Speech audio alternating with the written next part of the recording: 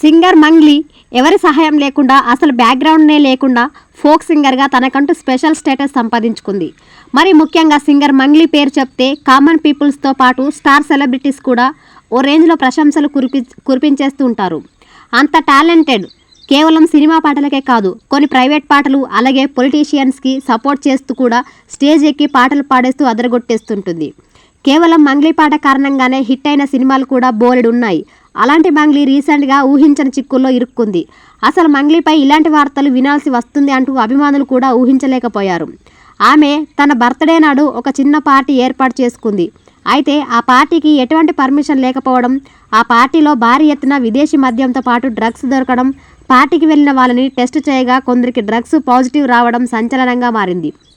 దీనిపై మంగ్లీపై కేసు కూడా నమోదైంది. అయితే మంగ్లీ మాత్రం నాకు ఏమీ తెలియదు అని, నేను తెలిసి ఎందుకు తప్పు చేస్తాను అంటూ ఒక వీడియో రిలీజ్ చేసింది.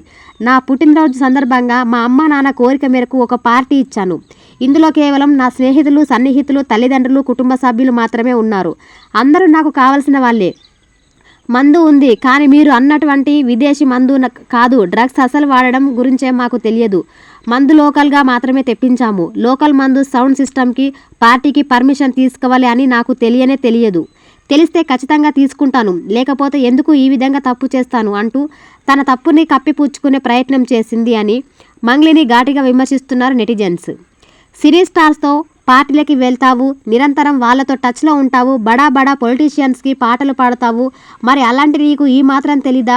ఒక పార్టీ చేసుకోవాలి అంటే పర్మిషన్ ఉండాలి అన్న మినిమం కామన్ సెన్స్ లేదా అంటూ ఘాటుగా రియాక్ట్ అవుతున్నారు.